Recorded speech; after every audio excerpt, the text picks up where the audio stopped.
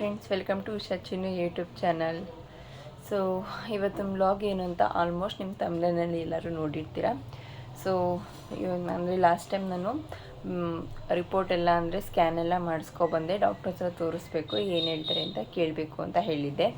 So ಡಾಕ್ಟರೇ ಈ ಥರ mistake ಮಾಡ್ತಾರೆ ಅಂತ ನಿಜವಾಗ್ಲೂ ಅಂದ್ಕೊಂಡಿರಲಿಲ್ಲ. ಬ್ಲಡ್ ಟೆಸ್ಟು, ಯೂರಿನ್ ಟೆಸ್ಟ್ ಎಲ್ಲನೂ ಕೂಡ ಬರೆದಿದ್ರು. ಸೊ ಈ ಸ್ಕ್ಯಾನಿಂಗ್ ಎಲ್ಲ ಮಾಡಿಸ್ಕೊಂಡು 2ನೇ ತಾರೀಕು ಇಲ್ಲಾಂದರೆ 6ನೇ ತಾರೀಕು ಬನ್ನಿ ಅಂತ ಹೇಳಿದರು. ಸೊ 2ನೇ ತಾರೀಕು ಇಲ್ಲಾಂದರೆ 6ನೇ ತಾರೀಕು ನನಗಾಗೋದು 10 ವೀಕ್ಸು ಇಲ್ಲ 9 ವೀಕ್ಸ್ ಅಷ್ಟೇ. ಸೊ ನಾನು 2ನೇ ತಾರೀಕು ಹೋಗೋಕ್ಕಾಗಲಿಲ್ಲ ಅಂತ ನಾನು 6ನೇ ತಾರೀಕು ಎಲ್ಲ ಸ್ಕ್ಯಾನಿಂಗು ಮಾಡಿಸ್ಕೊಂಡು ತೊಗೊಂಡೋದೆ. ಸೊ ಅಲ್ಲಿ ಹೋದ್ಮೇಲೆ ಡಾಕ್ಟ್ರ್ ಹೇಳ್ತಾರೆ, ಸೊ 10 ವೀಕ್ಸ್ಗೆ ನಾನು ಚೆಕ್ಕೇ ಮಾಡಲ್ಲ ಅಂತ. ಸೊ ಅವರೇ ಬರ್ಕೊಟ್ಟಿದ್ದು ರಿಪೋರ್ಟ್ ಇದು, ಅವರೇ ಹಾಕಿದ ಡೇಟ್ ಇದು. ಸೊ ಅದನ್ನು ಕೇಳಿದಾಗ ಹೇಳ್ತಿದ್ದಾರೆ, ಸೀನಿಯರ್ ಡಾಕ್ಟ್ರು ಮತ್ತು ಜೂನಿಯರ್ ಡಾಕ್ಟ್ರು ಇಬ್ಬರು ಪಕ್ಕನೇ ಹೇಳ್ತಾರೆ. ಅಂತಂದರೆ ಸೀನಿಯರ್ ಡಾಕ್ಟ್ರು ಜೂನಿಯರ್ ಡಾಕ್ಟ್ರಿಗೆ ಗೈಡ್ ಮಾಡ್ತಿರ್ತಾರೆ. ಯಾಕೆಂದರೆ ಅವಾಗ ತಾನೇ ಅವರು MBBS ಮುಗಿಸಿ ಕೋರ್ಸ್ ಮುಗಿಸಿ ಬಂದಿರ್ತಾರಲ್ವ. ಸೊ ಅವ್ರಿಗೆ ಟ್ರೈನಿಂಗ್ ಕೊಡ್ತಾ ಇರ್ತಾರೆ. ಸೊ ನಮಗೆ ಕೌನ್ಸ್ಲಿಂಗ್ ಆಗಿರ್ಬೋದು ಎಲ್ಲನೂ ಕ್ಲೀನಾಗಿ ಹೇಳ್ಕೊಟ್ರು.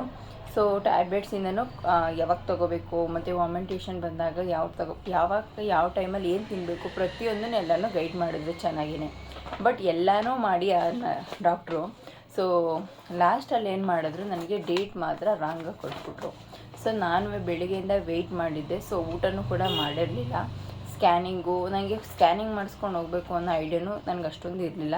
ಸೊ ಅವ್ರು ಫಸ್ಟು ಸ್ಕ್ಯಾನಿಂಗ್ ಮಾಡಿಕೊಟ್ಟಿದ್ದಾರೆ, ಜಸ್ಟ್ ಹಿಂಗೆ ಕೌನ್ಸ್ಲಿಂಗ್ ಅಂತ ಹೇಳಿದ್ರು. ಸೊ ಇದಾದಮೇಲೆ ಸ್ಕ್ಯಾನಿಂಗ್ ಬರ್ಕೊಡ್ತಾರೆ ಅಂತ ಅಂದ್ಬಿಟ್ಟೆ ನಾನು ಹೋಗಿದ್ದಿದ್ದು. ಸೊ ಸಿಕ್ಕಾಪಟ್ಟೆ ರಶ್ಶು, ಕ್ಯೂ ಮತ್ತು ಇದ್ರು. ಅವ್ರು 10 ಡೇಸ್ ಏನೋ ರಜೆ ಇದ್ರು ಅಂತ ತುಂಬ ರಶ್ ಇತ್ತು. ಸೊ ನಾವು ಬೆಳಿಗ್ಗೆನೇ ಬೇರೆ ಹೊಂಟೋಗಿದ್ವಿ. ಸೊ ಅದರಿಂದ ಅವರು ಬರ್ಕೊಟ್ಟಿದ್ದ ಟೈಮ್ಗೆ ನಾವು ಹೋದ್ವಿ. ಅಲ್ಲಿ ನೋಡಿದ್ರೆ ಅವರೆಲ್ಲನೂ ಕರೆಕ್ಟಾಗಿ ಬರೆದಿದ್ದಾರೆ. ಬಟ್ ಆದರೆ ಸ್ಟಿಲ್ ಡೇಟ್ ಮಾತ್ರ ರಾಂಗಾಗಿ ಮಾಡಿದ್ದಾರೆ. ಸೊ ನನ್ನ ಸ್ಕ್ಯಾನಿಂಗ್ ಸೆಂಟರಲ್ಲೂ ಕೂಡ ನನಗೆ 2-3 ಸಲ ಅಲ್ಲಿರೋ ಡಾಕ್ಟ್ರು ಕೇಳಿದ್ದಾರೆ, ನರ್ಸು ಕೇಳಿದ್ದಾರೆ, ಕರೆಕ್ಟಾಗಿ ಜ್ಞಾಪಿಸ್ಕೊಂಡು ಹೇಳಿ, ನೀವು ಯಾವಾಗ ಲಾಸ್ಟ್ ಮಂತು ನೀವು ಪೀರಿಯಡ್ಸ್ ಆಗಿರೋ ಡೇಟ್ ಆಗಿರ್ಬೋದು ಹೇಳಿ, ಯಾವಾಗ ಕರೆಕ್ಟಾಗಿ ಕನ್ಫರ್ಮ್ ಮಾಡಿ ಹೇಳಿ, ಯಾಕೆ ಇಷ್ಟು ಅಂದರೆ ಅವ್ರಿಗೆ ಅನ್ನಿಸ್ತಿದೆ. ಯಾಕೆಂದರೆ ರಿಪೋರ್ಟ್ ಎಲ್ಲ ನಾರ್ಮಲ್ ಆಗಿದೆ, ಅವ್ರು ನೋಡ್ತಿರೋ ಪ್ರಕಾರ ಎಲ್ಲ ನಾರ್ಮಲ್ ಆಗಿದೆ. ಬಟ್ ಏನಕ್ಕೆ 2.5 ಮಂತ್ಸ್ಗೆ ಹೇಳಿದ್ದಾರೆ ಅಂದರೆ 10 ವೀಕ್ಸ್ಗೆ ಯಾಕೆ ಹೇಳಿದ್ದಾರೆ? 12 ವೀಕ್ಸ್ಗೆ ಹೇಳಬೇಕಾಗಿರೋ ಸ್ಕ್ಯಾನಿಂಗ್ನ ಬರೀ 10 ವೀಕ್ಸ್ಗೆ ಯಾಕೆ ಹೇಳಿದ್ದಾರೆ ಅಂತ ಅವ್ರಿಗೆ ಡೌಟು. ನನಗೆ ಸ್ವಲ್ಪ ಭಯನೇ ಹೋಗೋಯ್ತು. ಯಾಕೆ ಮೇಡಮ್ ಏನಾಯಿತು ಅಂತ ನಾನು ಅಲ್ಲಿ ಕೇಳಿದೆ. ಏನೂ ಇಲ್ಲ ಬಿಡಿ ಅಂತ ಹೇಳಿದರು. ಅಂದರೆ ರಿಪೋರ್ಟ್ ಬರೋ ಗಂಟ ಅವ್ರಿಗೂ ಕನ್ಫರ್ಮ್ ಇರಲಿಲ್ಲ. ಸೊ ರಿಪೋರ್ಟ್ ಬಂದಾದಮೇಲೆ ಅವರು ಎಲ್ಲ ಚೆಕ್ ಮಾಡಿದಾಗ ಹೇಳಿದರು, ಎಲ್ಲ ನಾರ್ಮಲ್ ಆಗಿದೆಯಲ್ಲ, ಬಟ್ ಯಾಕೆ ಹೇಳಿದ್ದಾರೆ 10 ವೀಕ್ಸ್ಗೆ ಅಂತ ಗೊತ್ತಿಲ್ಲ, ಒಂದು ಕನ್ಫರ್ಮೇಷನ್ ಮಾಡಿಕೊಟ್ರೆ. ಈಗ ಸಾರಿ ಕೇಳ್ಬೋದು ಅವರು. ಸಾರಿ ಕೇಳೋದ್ರಿಂದ ಸೊ ಈಗ ನಾನೇನೋ ಇಲ್ಲ ನಿಯರ್ ಬೈ ಇದ್ದೀನಿ, ಓಕೆ. ಬಟ್ ಅದೇ ದೂರದಿಂದ, ಚಾಮರಾಜನಗರದಿಂದ, ಗುಂಡ್ಲುಪೇಟೆಯಿಂದ, ಮಡಿಕೇರಿಯಿಂದ ತುಂಬ ದೂರದಿಂದ ಬಂದಿರ್ತಾರೆ.